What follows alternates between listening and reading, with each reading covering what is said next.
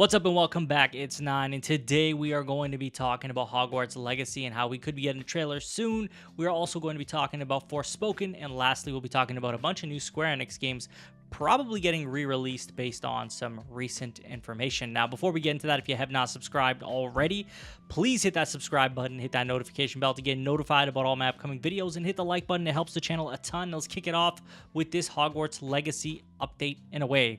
Now, this comes from at ACCNGT, and if you guys remember, we actually talked about this last video, but it was in regards to the state of play. Now, reading up on this a little bit, it's actually giving me a little bit more hope that there possibly could be a state of play happening, this month. Now, let's get into this Hogwarts Legacy thing specifically. So this same person spotted a number of details for Star Wars Eclipse before it was officially announced at the Game Awards last week, and they say over on Twitter, anyway, things got moving for Hogwarts Legacy today. I'm expecting the trailer very soon. Now, very soon to me could be in like 2 weeks, could be mean even longer, depending on who you ask and what their definition of very soon is. But thinking about how this is being said right now, and this is somebody who has a track record to be proven accurate at times, I would say, maybe we are going to get a state of play, and maybe this is one of those games that are going to be there. And obviously, we're still waiting on Final Fantasy 16.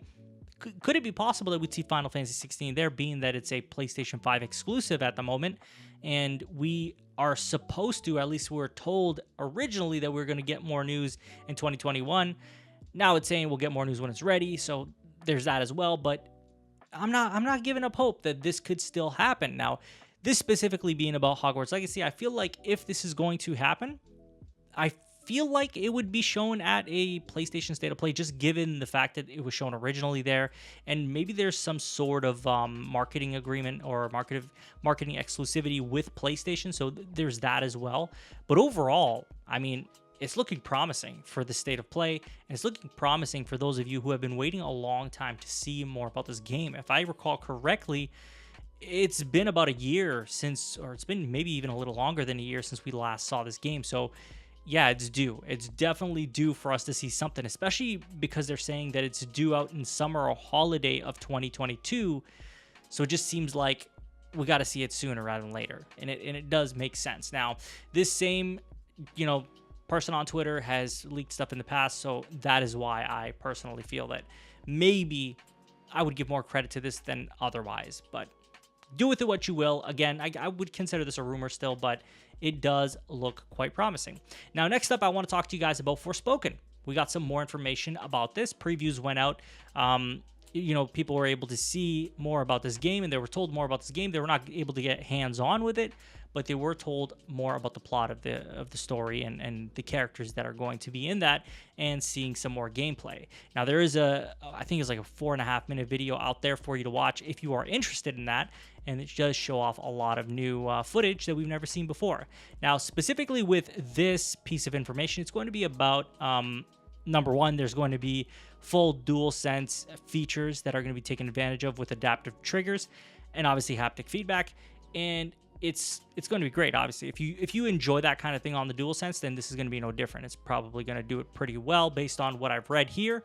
And on top of that, we're also going to be getting some performance modes, which is great. So there's the performance mode, which will run at 2K 60 FPS, and graphics mode will run at 4K 30 FPS. There's also going to be a ray tracing mode, but they have not detailed what the resolution of frame rate will be on that. So I imagine it'll probably be a dynamic frame rate, and 30 FPS maybe, and then in a best case scenario, maybe they'll add ray tracing performance mode like most games are doing nowadays, where they are getting 60 FPS and it'll be a dynamic frame rate while still having ray tracing enabled. We'll see what happens. Game looks promising. It is coming out pretty soon, so hopefully we aren't let down by the quality of this game. I think it's going to be impressive. My only concern, again, being that it looks like the world is going to be a little empty, which is obviously a concern, because if you played Final Fantasy 15, you know that these are things that stuck out. Like, you really noticed that in between towns, it just felt barren, and it was just waves of enemies, and that's all it really was.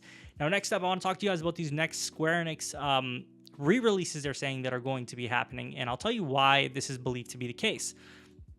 Now, this comes from Reddit, originally from a Twitter account, Fantasy Anime, and this is all due to cease and desist orders going out. So Square Enix will likely be working on Parasite Eve, Front Mission, and Chrono Trigger games / re-releases going by recent cease and desists is what's titled here on Reddit. Other Square Enix properties such as Live A Live or Live A Live or Live A Live, I don't know how that's supposed to be said, were spared the cease and desist. So it seems like they were kind of like picking and choosing what it's going to be, which is interesting because why would you do that?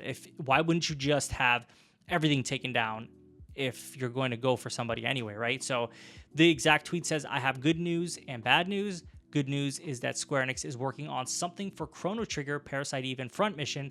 Bad news is that after 22 years of distributing the ROMs for these +4 Saga, Mana, and Final Fantasy, SE finally sent me the cease and desist to remove them. So he also goes on to say, I gathered this because SE didn't include Live Alive, I think that's what it's called, Treasure Hunter G, and Treasure of the Rudras in the takedown. They are only concerned about the properties that are active with current games. So Trials of Mana, Sega Collection, etc. in games in production, Chrono Trigger remake, possibly. Obviously, we did get that GeForce leak as well. So there was that as well. You know, I mean, there's so many things up in the air about this. But how do I feel about it? I feel like I could see them going back to these properties. Why not? A lot of people love these properties. Parasite Eve is a big one, right? Chrono Trigger is a massive one. Some people say that's the greatest game ever made. And bringing that to like platforms like PlayStation 5, 4, Nintendo Switch, Xbox, you know, will do it wonders because it'll allow people to play these games, especially if they really fine tune it and make the graphics look prettier. I think even if it's a plain remaster, it'll do really well. I myself would buy it as well. So I feel like Square Enix could be doing this based on what's being said here. It does seem a little bit suspicious why they didn't take down everything or cease and desist for everything and just these specific properties, which we kind of did get GeForce leaks for. I don't know if it was all of them, but I know Chrono Trigger was on that list if I'm not mistaken. So it seems like this could very well be the case. But that's all I have for you guys in today's video. I'd love to hear from you. What do you guys think of this rumor for Hogwarts Legacy trailer coming very soon? Not a time frame, but very soon. How do you feel about this Forspoken update on the performance, the different modes that there's going to be, and what they'll be doing with the DualSense? And lastly, do you think Square Enix could truly be working on re-releases for Parasite Eve, Front Mission, Chrono Trigger games? Or do you think this is just them sending out a cease and desist? Let me know in the comments. And as always, if you have not subscribed already, please hit that subscribe button, hit that notification bell to get notified about all my upcoming videos, and hit the like button. It helps the channel a ton. You can follow me on Twitter and Twitch. Links will be in the description. And share this video with a friend. I will talk to you all on the next one. Take care.